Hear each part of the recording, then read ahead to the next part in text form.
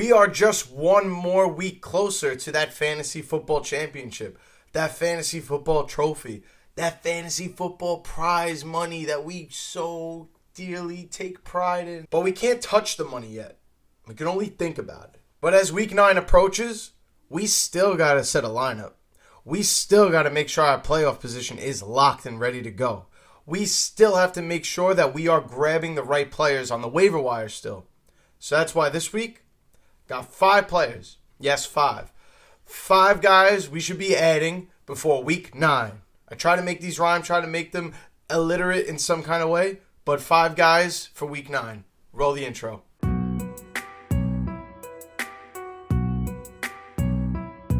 Our first player on this list, let's just get the elephant out of the room. This is not the first time you've heard this name this week or in the last 48 hours. That is Cedric Tillman, wide receiver of the Cleveland Browns. And ever since the Amari Cooper trade, this guy has been a complete target hog for the Cleveland Browns offense and is the biggest proponent and benefiter of a Jameis Winston-led Cleveland Browns offense where they like to throw the ball over 40 times. I'm just going to be honest and say, as long as Jameis Winston is the quarterback of the Cleveland Browns and it's not going to be anybody else anytime soon, which I think is the case, I think it's perfectly okay to dump all of your fab, or almost all of your fab, on just getting the opportunity to try and get Cedric Tillman. Wide receivers that take up this much of a target share, sure, he's not going to see 9 to 12 targets every game, but if he does, or if he sees 8 targets a game on average, could be a very, very good wide receiver off of waivers. The matchups going forward for the Cleveland Browns and their wide receivers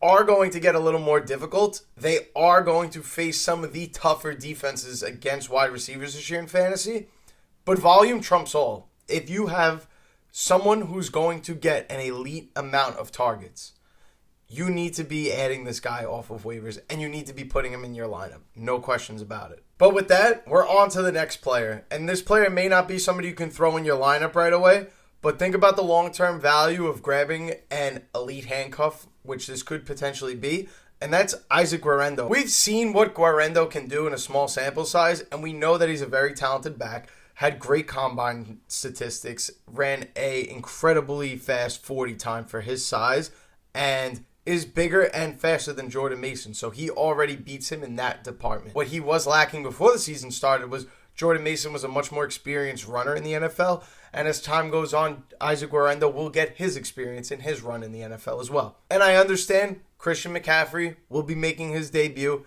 any week now, as they tell us, but something to keep in mind, he may not get his full workload right away. It may take 3 to 4 weeks to see Christian McCaffrey back to Christian McCaffrey. And if that is the case, or if something else goes wrong in the Christian McCaffrey saga that has been the 2024 season, you now have Isaac Guerendo, who's more than capable of getting the job done if given the opportunity to do so. Again, Guerendo's not going to be somebody you add right away, throw him in your lineup and know that you're going to get great success, but this does have the opportunity to be a running back that you can rely on, just like we were relying on Jordan Mason for the first few weeks of the season. On to the next player. Do your tight ends suck? I bet your tight ends do suck. And if that is the case, feel free to go ahead and get Washington Commanders tight end Zach Ertz off the waiver wire. I get it. He's old. You think he's washed. Guess what? There's really not that many good tight ends this year. So for somebody like Zach Ertz to just consistently be in that conversation of relevance, he's not somebody that's, dropping the hat some weeks and then dropping 28, 29 points other weeks to make it seem like he's a top tight end. He's consistently getting the job done week in and week out. And if you're looking for somebody that's going to be a rock or a stable part of your lineup, where you don't have to worry about the immense volatility that some of these elite tight ends have. For example, Mark Andrews the first 4 weeks or so was unplayable. Now he's almost unstoppable and you have to play him. But if you cut ties with him early because you didn't want to keep him on your roster and you're still looking for that tight end to replace him, Zach Ertz is the guy. And on to the next player. Do you have a quarterback problem? I have a quarterback problem. I have a quarterback problem in almost every single league I'm in because I always go try to grab the cute, bargain discount price quarterback every single time I can. And man, I don't really know if that was the year to be playing with fire like that, to be honest. But if you're like me and you're anti-quarterback early on and you go and get literally any quarterback later in the draft, you may want to go pick up Bo Nix. And regardless of whatever the eye test tells you about Bo Nix, this guy has scored 20 or more fantasy points in 3 out of 8 games so far. He has 6 out of his 8 games where he scores double digits. So in terms of being reliable, Bo Nix is about that life. He may not be the best passing quarterback. He may not be the best in terms of ball placement. But you know what he is? A great fantasy football asset, being that he can not only throw but also rush for touchdowns. He has a rushing touchdown in every other game this year so far. So he's got 4 rushing touchdowns already. He's showing his value in terms of what he can grow into and become in the NFL.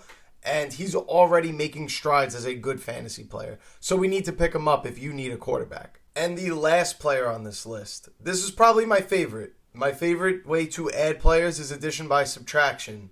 And the biggest beneficiary of adding by subtracting is Parker Washington, wide receiver of the Jacksonville Jaguars. And I know what you're going to say.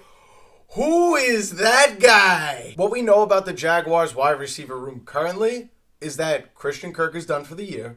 So say goodbye to those snaps. Say goodbye to those targets. Brian Thomas Jr. is likely to miss. I've heard reports of 1 to 3, 2 to 4 weeks. Let's just say 4 weeks.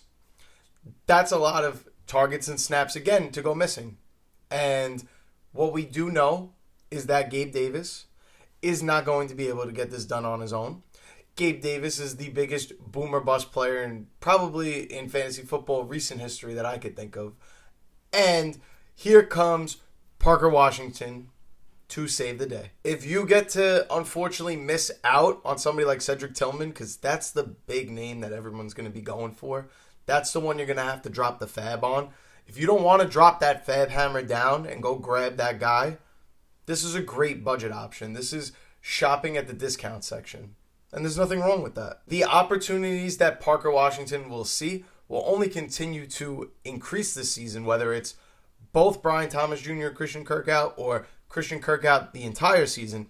There's going to be an uptick in volume and, more importantly, an uptick in opportunity for Parker Washington to make a name for himself and to solidify his role in the Jaguars offense. So with that, if you're going to try to go to the waiver wire and you feel like maybe I'm going to get beat, maybe someone has a higher waiver claim than me, go settle for Parker Washington. We've only really seen him get one real game of action, which was last week against the Packers. He saw 4 targets, caught 3 passes for 45 yards. He looks pretty decent. If his role continues to increase, if he gets more targets, he's going to be a fantasy football sleeper that you might even be able to squeak in starts week to week if, bye week fill-ins, whatever the case may be, last minute injuries.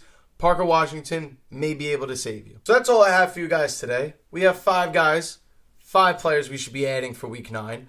Thank you all so much for watching. For those that support the channel, watch all the videos, thank you so much. If this is your first time, hey, welcome. Thanks for stopping by. If you're new here, feel free to subscribe. Doesn't really cost you anything.